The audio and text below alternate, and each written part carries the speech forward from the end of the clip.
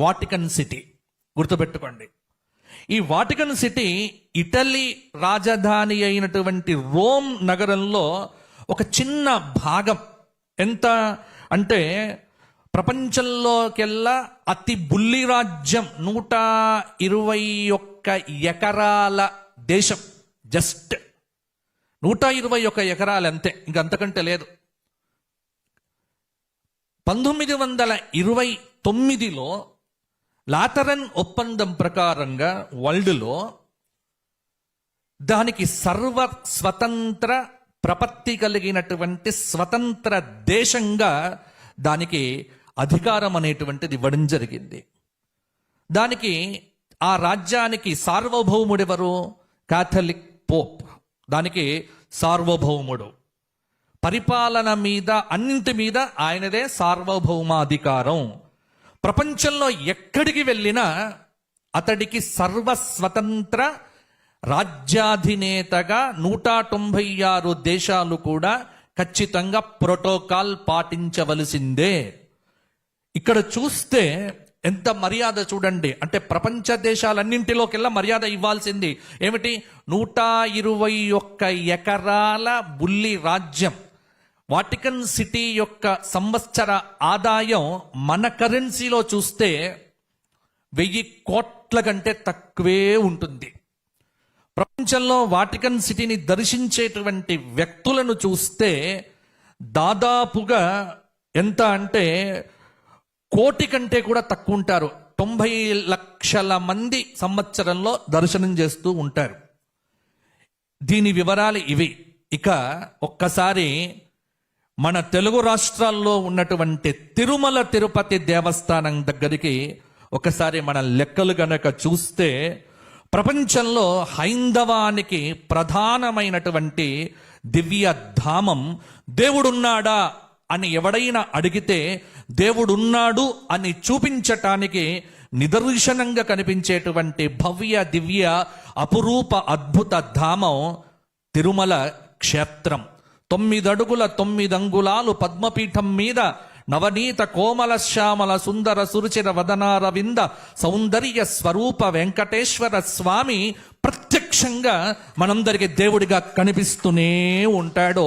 ప్రపంచంలో ప్రతి ఒక్కడు కూడా చూడాలి అనుకునేటువంటి ఎన్ని లక్షల సార్లు చూసినా రష్యు తగ్గనటువంటి, క్రేజ్ తగ్గనటువంటి, నాటి నుండి నేటి వరకు ఉన్నటువంటి దేవాది దేవుడు, కలియుగ ప్రత్యక్ష దైవం వెంకటాచలపతి వెంకటేశ్వర స్వామి వారు. వాటికన్ సిటీ కంటే తిరుపతి వైశాల్యం గనుక చూస్తే 121 ఎకరాలు వాటికన్ సిటీ. తిరుపతి రాజశేఖర్ రెడ్డి గారు ఇచ్చిన జీవో ప్రకారంగా 2 కొండలే అన్నారు కదా. ఆ 2 కొండలు కూడా లెక్క పెడితే 6795 ఎకరాలు ఉంటుంది. జస్ట్ 2 కొండలు లెక్క పెడితే. ఇక 7 కొండల లెక్క మీరు పెడితే లెక్కకు అందనటువంటి వివరాలు. తెలంగాణ భాషలో చూస్తే తిరుమల లెక్కలు చూడాలంటే బొక్కలు విరగాలి. గుర్తుపెట్టుకోండి, ఎందుకంటే చిన్నది కాదు తిరుమల. దాదాపు 6795 ఎకరాలు 2 కొండలకు సంబంధించి.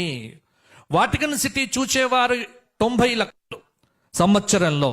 కానీ తిరుమల దర్శనం చేసేటువంటి వారు దాదాపుగా తిరుమల యాత్రికులు ఏడాదికి 4 నుంచి 5 కోట్ల మంది. గుర్తుపెట్టుకోండి, 5 కోట్ల మంది అంటే నేను చాలా తక్కువ చెబుతున్నా.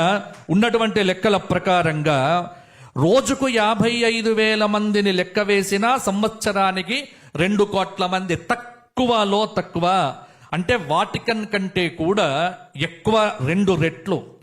ఇక వాటికన్ వార్షిక బడ్జెట్ మీరు ఇంతకు ముందే చెప్పా 1000 కోట్లు దగ్గరగా ఉంటుందేమో అని. కానీ 2024-25 సంవత్సరానికి తిరుమల తిరుపతి దేవస్థాన వార్షిక బడ్జెట్ 5142 కోట్లు. తిరుమల బడ్జెట్ 5142 కోట్లు. అంటే వాటికన్ మీద 5 రెట్లు ఎక్కువ. ఎందుకు కంపారిజన్ అంటే, ఇన్ని ఆధిక్యతలు ఉన్నటువంటి ఈ అద్భుతమైనటువంటి దేవస్థానం 1947 వరకు కూడా బ్రిటిష్ వారి కాలంలో కూడా కొంత స్వతంత్రంగానే ఉండేది. ఎప్పుడైతే 1947 ఆగస్టు 15 తరువాత మనకు స్వాతంత్ర్యం వచ్చిందో ఆ రోజు నుంచే తిరుమల చరిత్ర మసకబారటం మొదలుపెట్టింది. అంటే తరువాత స్వాతంత్ర్యం వచ్చిన తరువాత తిరుమలకు జరిగిన అన్యాయం ఏమిటి? స్వాతంత్రం కంటే ముందే బాగుండేది. ఎందుకంటే ఇతరులు ఎవరైనా, ఇతర మతస్థులు ఎవరైనా కొండ ఎక్కాలి అని ప్రయత్నం కూడా చెయ్యలేదు. ఆనాడున్నటువంటి లార్డ్ మౌంటైన్ మొదలంటే వీళ్ళ పేర్లు వాళ్ళందరూ కూడా కొండ ఎక్కే ప్రయత్నం చెయ్యలేదు. ముస్లింస్ పరిపాలన చేసినప్పుడు కూడా హైందవుల ద్వారానే లావాదేవీలు కొనసాగింపు చేశారు.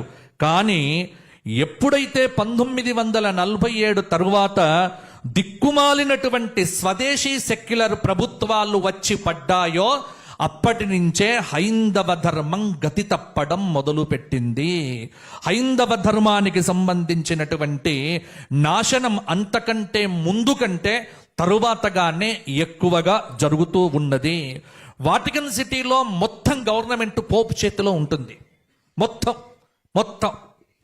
కానీ నేను టీటీడీలో 7 సంవత్సరాలు జిఎంగా చేశా, జనరల్ మేనేజర్గా చేశా. కొండ మీద అందరికంటే పవర్ఫుల్ ఎవరు అంటే మా అందరికి ఒక విశ్వాసం ఏమిటి అంటే కొండ మీద మాట్లాడే దేవుడు ఒక్కడే, మాట్లాడని దేవుడు ఒక్కడు. మాట్లాడని దేవుడు వెంకటేశ్వర స్వామి అయితే వెంకటేశ్వర స్వామి ప్రతినిధిగా మాట్లాడే దేవుడు ఎగ్జిక్యూటివ్ ఆఫీసర్. తిరుమల దేవస్థానానికి సర్వ స్వతంత్రత కలిగినటువంటి వెంకటేశ్వర స్వామి లాగా మాట్లాడగలిగేటువంటి ఆధిపత్యం ఉన్నటువంటి వాడు ఒక ఐఏఎస్ ఆఫీసర్, ఎగ్జిక్యూటివ్ ఆఫీసర్. కానీ గమ్మత్తేమిటి అంటే ఇక్కడ తిరుమల ప్రధానాచార్యుడికి కూడా ఏమివ్వాలి, కంకణం ఎవరికి ఇవ్వాలి, కంకణ భట్టు ఎవరు, ఈ ఆచార వ్యవహారాలకు సంబంధించిన వివరాలు ఎవరికి ఎంత ఇవ్వాలి మొత్తం కూడా ప్రభుత్వం చేతుల్లో ఉంది. కానీ తిరుమల తిరుపతి దేవస్థానంలో ఉన్నటువంటి ఏ ఒక్క ధార్మికుడి యొక్క చేతిలో ఎక్కడా కూడా లేదు. దీనికి అంతటికి కారణం ఏమిటి అంటే కంపారిజన్ ఎందుకు చేసి చూపించాను అంటే మీరు ఆలోచన చెయ్యండి. ఈ రోజున హిందువులకి ఏదైనా ధార్మిక సహాయం హిందూ సంస్థలకు కావాలి అంటే బాగా హిందువుల డబ్బు వచ్చేది ఏ దేవాలయానికి? ఒకే ఒక్క దేవాలయం, అది అద్భుతమైనటువంటి తిరుమల తిరుపతి దేవస్థానం. తిరుమల తిరుపతి దేవస్థానంలో హిందూ ధర్మ ప్రచార పరిషత్ అనేటువంటిది ఒకటి ఏర్పాటు చేశారు. హిందూ ధర్మ ప్రచార పరిషత్ ద్వారా చక్కటి కార్యక్రమాలు జరగాలి. నిజానికి భారతదేశంలో 5147 కోట్లు, నేను పోయిన సంవత్సరం ఆదాయం చెప్తున్నా, ఈ సంవత్సరం ఆదాయం చెప్పట్లే. దీనిలో కనీస పక్షంలో హిందువుల కోసం 1000 కోట్లు ధర్మ ప్రచారంకు సంవత్సరంకు ఖర్చు చేయగలిగితే ఇవాళ భారతదేశంలో హైందవం అనేటువంటిది బ్రహ్మాండంగా వర్ధిల్లుతుంది. కానీ మన చాతగానితనం ఏమిటి అంటే దాని నుంచి రైల్వే స్టేషన్కు డబ్బులు వాడుకుంటారు, దాని నుంచి అన్నింటికీ డబ్బులు వాడుకుంటారు.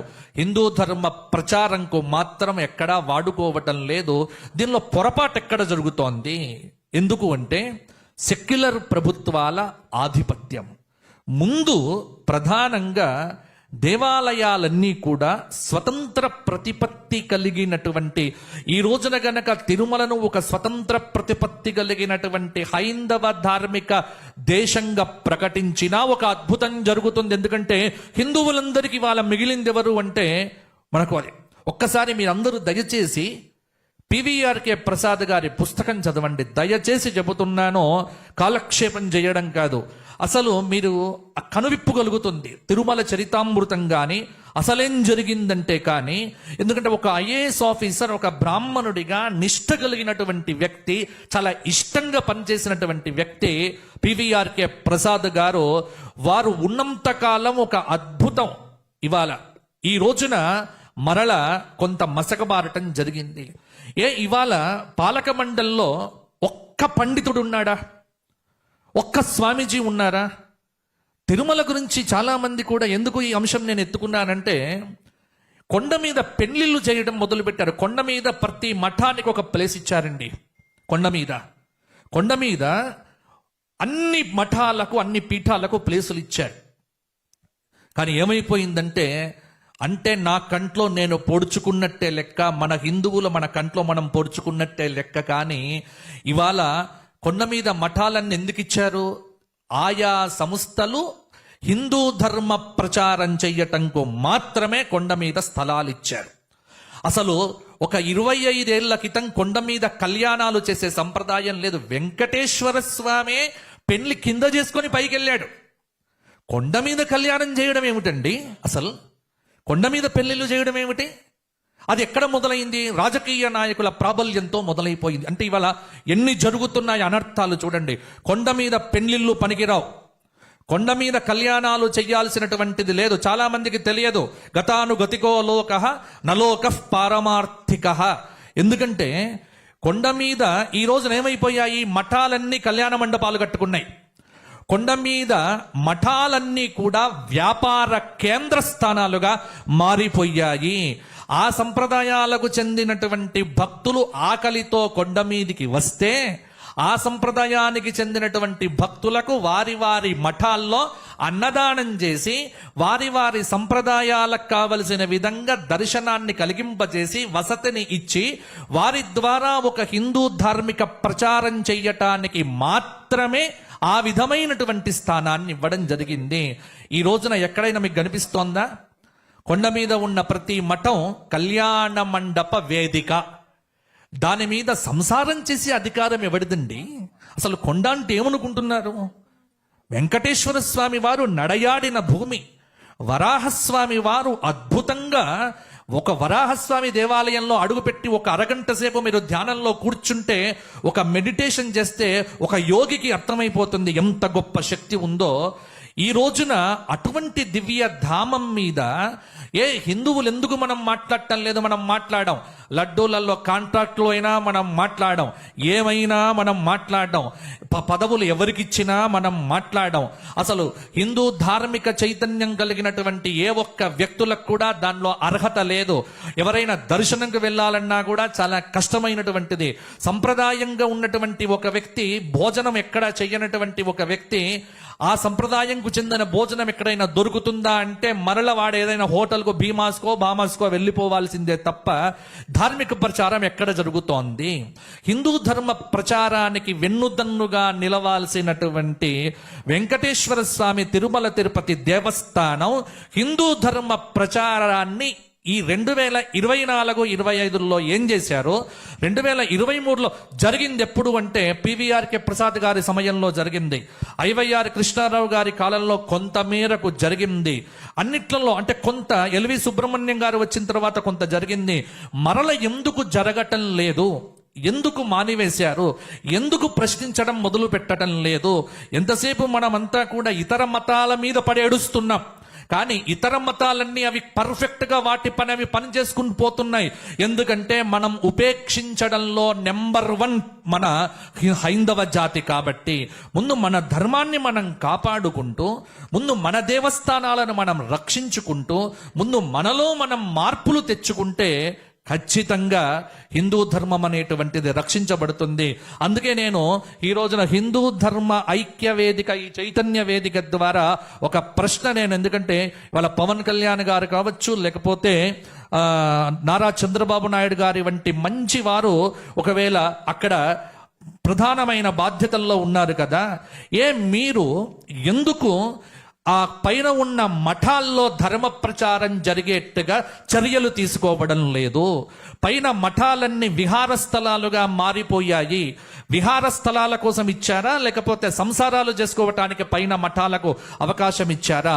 దీని మీద కంపల్సరీ చర్చ జరగాల్సిందే. ప్రతి మఠము కూడా ధర్మ ప్రచార వేదికగా జరిగితే, ధర్మ ప్రచారం జరిగితే ఎన్ని ప్రవచనాలు అవుతున్నాయి? అక్కడ ఏం జరుగుతోంది? హిందూ ధర్మ ప్రచార పరిషత్ ద్వారా యావత్ ఆంధ్రప్రదేశ్లో కానీ తెలంగాణలో కానీ, ఇక్కడ రాష్ట్రాల భేదం అక్కర్లేదు, తెలుగు వారందరికీ ఆ రోజున మద్రాసు విడిపోయినప్పుడు మద్రాసును వదులుకొని తిరుమల తిరుపతి దేవస్థానాన్ని మనం పొందటానికి ఆనాడు నాయకులు ఎవరైతే ఉన్నారో వాళ్ళందరికీ 2 చేతులెత్తి దండం పెట్టాలి మనమందరం కూడా. లేకపోతే ఈ రోజున రాష్ట్ర విభజన జరిగినప్పుడు మద్రాసులో కనుక ఇది కలిసిపోయి మనం వదులుకుంటే ఆనాడు ఉన్నటువంటి నాయకులు చాలా చాతుర్యం ప్రదర్శించి తిరుమల తిరుపతి దేవస్థానాన్ని మనకు ఉభయ తెలుగు రాష్ట్రాలకు చెందేట్టుగా చేశారు. ఈ రోజున ముందు మనం మాట్లాడాల్సింది, ముందు మన రక్షణ చేసుకోవాల్సింది మన దేవాలయాల గురించి. మన దేవాలయాల్లో ఎంతవరకు ధర్మ ప్రచారం జరుగుతోంది.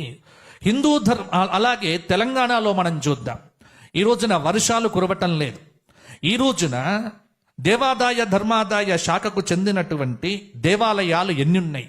6A టెంపుల్స్ ఎన్ని ఉన్నాయి, 6B టెంపుల్స్ ఎన్ని ఉన్నాయి, 6C టెంపుల్స్ ఎన్ని ఉన్నాయి, ఒక్కొక్క దానికి ఆదాయం ఎంత, ఆదాయంలో ఎంతవరకు ధర్మ ప్రచారానికి ఖర్చు పెడుతున్నారు, అసలు అర్చకులు ఎంతమంది ఉన్నారు ఒక్కొక్క దేవాలయంలో ఎంతమంది వేద పండితులు ఉన్నారు.